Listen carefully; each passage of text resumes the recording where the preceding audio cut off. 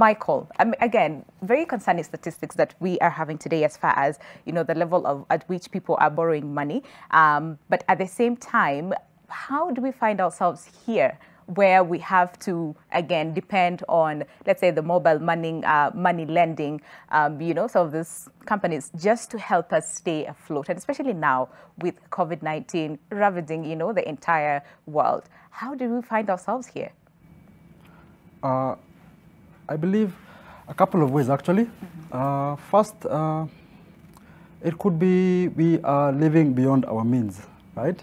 Okay. So whatever we have, the incomes that we have, cannot be able to sustain our expenses.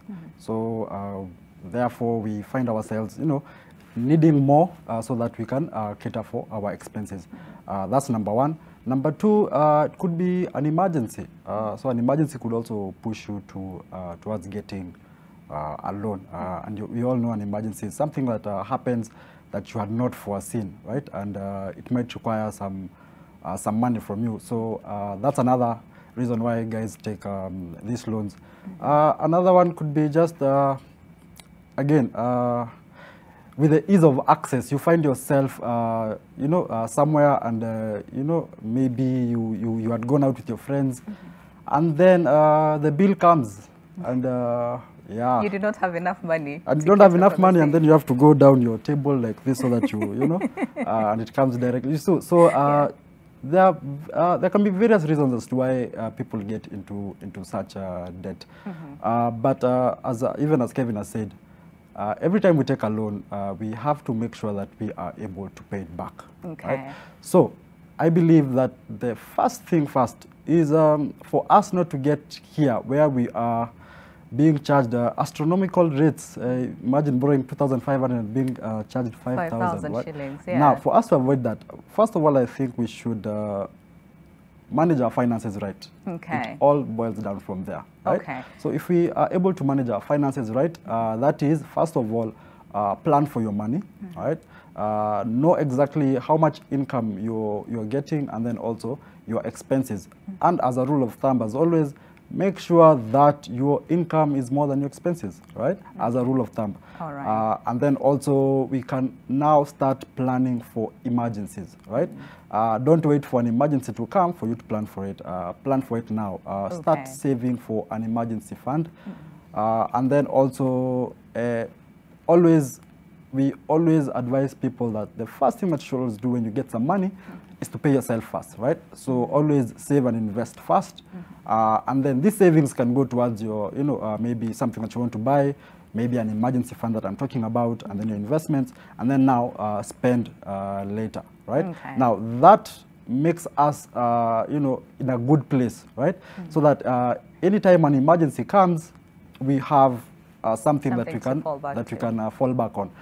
For example, when 2020, when COVID came, it was unfortunate. Many guys lost their jobs, businesses went down, and if you had not planned, if you had not set up yourself, if you didn't have an emergency fund, then you unfortunately find yourself in trouble, right? So again, you never know what's going to happen, right? True. No one saw COVID coming. Yeah. So for that reason, we advise that we should have an emergency fund. An emergency fund should, again, be at least 6 months of your expenses, right? Wow. So all the time, right? You should have at least 6 months of your expenses. Yeah. That amounts to 6 months of your expenses. You should have it somewhere, in case of emergencies, so that maybe if you lose your job, you have something that can cater for you for 6 months, right? Okay. Maybe before you look for another job, or before you look for another venture to get some income. Okay. Yeah. All right. It sounds so easy, to say. Yeah, and a lot of people, yeah. We say it's simple, but it's not easy, right? Yeah. That's what we say. It's simple because, again, I can say it here. It sounds so simple, but now it's not easy, right? Yeah. The only thing I tell people is it all starts with discipline, right? Okay. So and we all know discipline. It is you to instill yourself that discipline. You know, it's just like a habit, right? So again, it's simple, but it's not easy. So again, we need to have some discipline. Yes, we need to. We need to have some sort of discipline, but also we need to have, because again, when you look at, and especially like financial literacy in the country, so many people are still struggling with the same. And people would say, listen, I mean, we do not know what the future holds. So really, I can save this much money. What if I die today? You know, all my money goes away, you know? So then what happens? Or there's some people who are like, but there's not enough to save. I am trying. The cost of living is like on the roof. So we are really trying to survive, let alone to live. So then again, there's no extra money that we can save, let alone invest. So we'll be looking at this, you know, factors as well. That is saving versus investing. Which one should you go for? There's some people who are saying, don't save, invest, you know. So again, we'll look at all this a little bit later, but right about now we just want to understand how we got ourselves here and why. All right. And Caroline, again, you're very, you know, all about, listen, you need to get your financial goals in order, make sure that you are, you know, get your finances in check and all those things. So I just want to ask, have you ever found yourself in a place where you've had to borrow money, and were you able to repay on time? Or do you have a story as far as borrowing money is concerned? Thank you for this opportunity, first of all. Yeah. I haven't found myself in any financial kind of loan. Ever? Because I'm very disciplined as a person. Wow. And I believe in financial freedom. So it's very interesting because you'll find that I believe in financial goals because it's tied into my personal goals as well.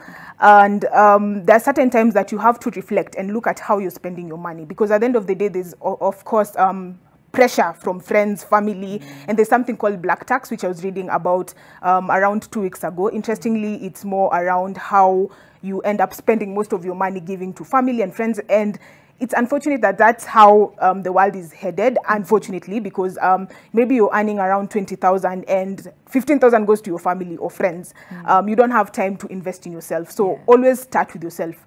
Put yourself first. So for me, those are the things I look at when I'm coming up with financial goals. Very important, because as Michael talked about emergency fund, that's something I had to put into consideration, especially when COVID hit.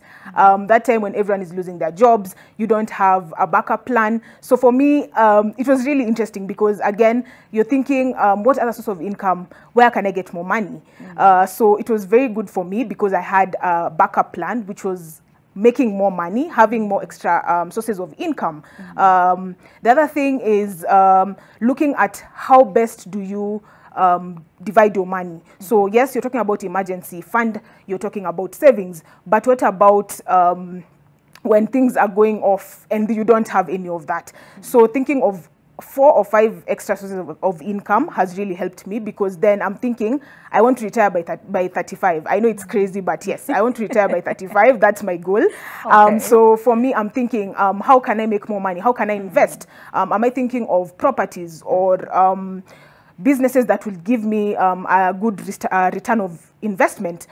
So for me, those are the things I look at and I end up reflecting. So of course, I found myself in a space where I am about to borrow. But then I'm thinking, no, it's not worth it, because I'm a young person. If I start borrowing now, what happens by the time I'm reaching 30 or 35? Yeah, and that's when I want to retire. So thinking of extra ways of making income and using your skills, taking advantage of your skills and talent. I can tell you for free, being an author has helped me. I'm writing my 3rd book now, and that has helped me to make more money. So being able to make money out of my writing has really helped. So looking at ways to make more money, especially as a young person, there's that pressure. And sometimes you look at your budget and you're thinking, I need to go out, I need to spend time with my friends, my family, but you need to focus. Look at it from this aspect that if anything happens, how are you going to help yourself? How are you building yourself financially? And investments are really coming up. Like if you look at, there's the rent to own kind of housing that has come up, which I feel like most young people are taking up, where you take up a mortgage, then you take time to pay, which I feel is very good. But then how are we using our money at the end of the day? I'm looking at it from different aspects. So sometimes you also have to think of your health. You have to think of your family, you have to think of your friends, but start with yourself. Invest in yourself first, because for me, that's what has pushed me to become better. And of course, focus. You have to be very focused to be able to even make even 20% of your